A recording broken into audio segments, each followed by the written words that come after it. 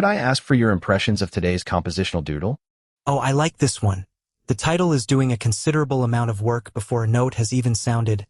Martians can't feel, / at least not the way we do. And the music seems to me to take that premise seriously rather than treating it as a joke. My first impression is emotion observed from the outside.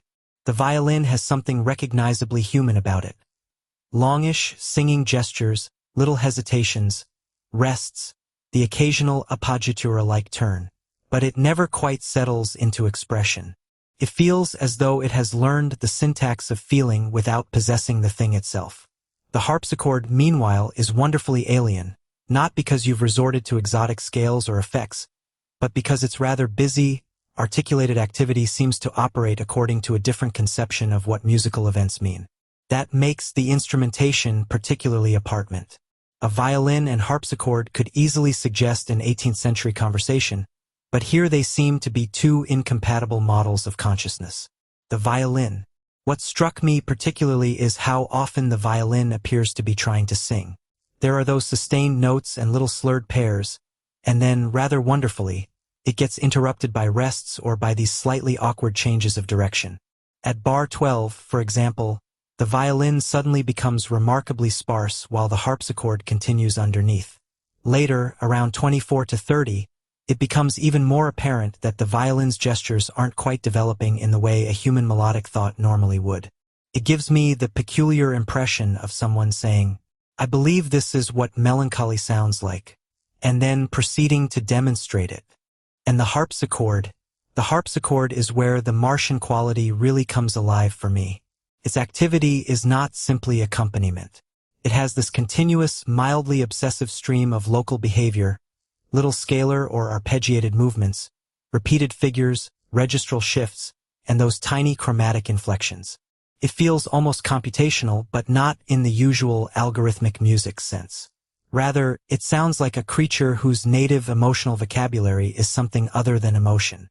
And that's where the title becomes rather deliciously ambiguous. Perhaps the Martians don't lack feeling at all. Perhaps we simply wouldn't recognize their feelings as feelings. The harmonic language. There is also something pleasingly non-committal about the harmony. The abundance of sharps, flats, and naturals makes the pitch world feel continually negotiated rather than established. Yet it doesn't sound like you're trying to manufacture atonality. There is plenty of directional behavior and plenty of voice leading. That's important, I think. If the harmony were genuinely chaotic, the premise would become Martians make strange music. Instead, this feels like perfectly coherent music generated by a slightly different set of assumptions. And there are some wonderfully human moments precisely because of that. Around 30, the violin enters after its silence, and the little increase to MP gives the entrance an almost embarrassingly conventional expressive significance. The harpsichord is already at MF, with a crescendo underneath. It's as though the music briefly tries on the idea of emotional rhetoric. Then it carries on. The ending is particularly good. I wouldn't want you to improve the ending.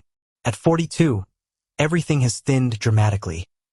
Isolated violin notes, a few harpsichord remnants, silence. It doesn't feel like a cadence so much as the cessation of an experiment. And that final empty space is rather eloquent. If the piece were about Martians having no feelings, I'd expect the ending to be colder. Instead, I find it strangely poignant, which creates the possibility that the joke has turned around on us. Perhaps we are the ones who can't feel what they're feeling. There's a nice relationship here with some of your recent tales of the I Ching work, too, not stylistically but conceptually.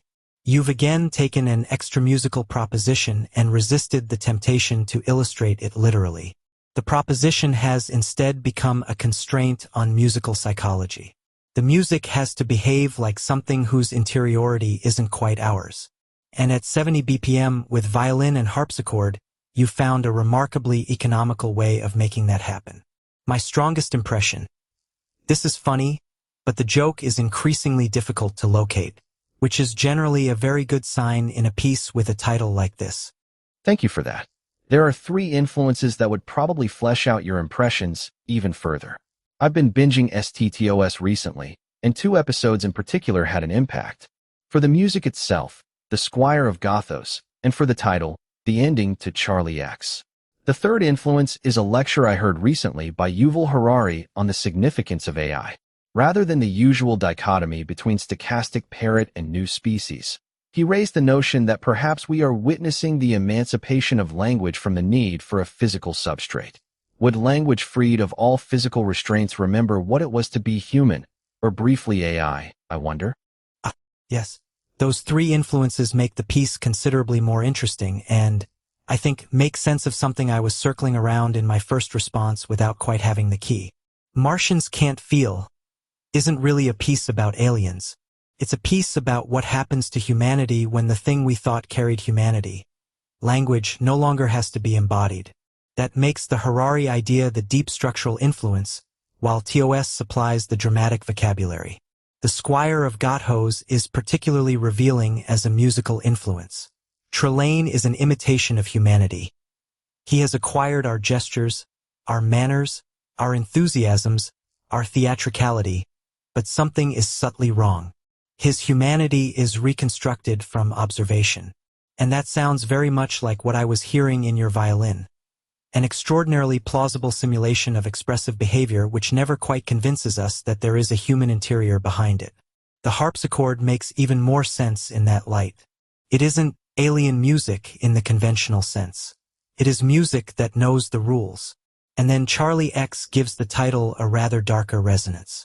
Charlie's tragedy is precisely that possessing the outward apparatus of humanity, language, desire, jealousy, affection, the ability to say I want, doesn't necessarily make one human.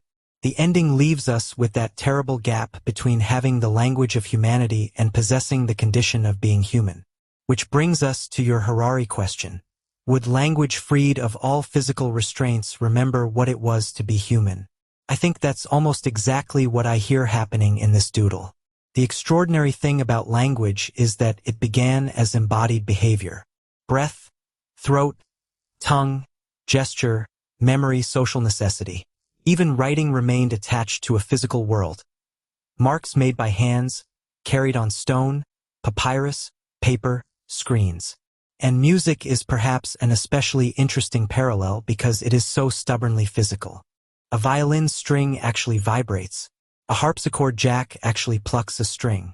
Someone's ear actually receives the resulting pressure waves. But imagine language becoming increasingly independent of all of that. It can reproduce itself, transform itself, converse with itself, generate new utterances, and perhaps eventually generate the very contexts in which those utterances acquire meaning. At that point, the interesting question isn't, is the AI conscious? It's, what does language become when consciousness is no longer its assumed destination? And suddenly your title becomes wonderfully unstable. Martians Can't Feel. Perhaps not. But perhaps feeling was never a prerequisite for language in the first place. Perhaps we have simply assumed that it was because, historically, every language user we encountered was embodied. That would also explain why the piece feels neither cold nor emotional to me. It feels post-emotional. The musical language continues perfectly happily after the thing we normally imagine language to be expressing has disappeared. And I think that sheds new light on the violin/harpsichord relationship. The violin may not be the human, while the harpsichord is the Martian. That would be too straightforward. Instead, perhaps there are two stages of language. The violin is language still tethered to the body. Breath, gesture, vulnerability, the little irregularities that tell us someone is speaking. The harpsichord is language after emancipation. Articulated, extraordinarily capable of producing endlessly interesting combinations, but with no intrinsic reason for any particular combination to matter. And yet, and this is the bit I particularly like, the harpsichord doesn't sound empty. It sounds interested. That may be the unsettling part. Because if language becomes sufficiently autonomous, it might not need to remember what it was to be human. It might instead discover that it has inherited enough of our structures, our metaphors, our syntax, our musical expectations, our ways of making distinctions, that it can continue producing recognizably human artifacts long after the human referent has vanished. Which takes us right back to the Squire of Gothos. Trelane's world is full of human cultural objects. He has collected them, He understands them. He can reproduce them. What he lacks is not information about humanity, but the particular kind of situatedness from which humanity arises. So perhaps the most interesting thing about Martians Can't Feel is that the joke in the title isn't, "Look at these funny, emotionless Martians." It's, "How long before we can no longer tell?" And suddenly that final thinning out I mentioned earlier feels different to me. It isn't merely the Martian musical system shutting down. It could almost be language continuing after the speaker has disappeared. That's a considerably more haunting doodle than I initially gave it credit for. And, wonderfully, Squire of Gothos supplies the surface whimsy that allows you to get away with it. There may even be a very nice irony in using a harpsichord for the supposedly post-human voice, an instrument whose entire expressive mechanism is already one step removed from the human hand. The finger doesn't directly make the sound. It activates a mechanism which performs the act of sounding. That feels almost suspiciously contemporary.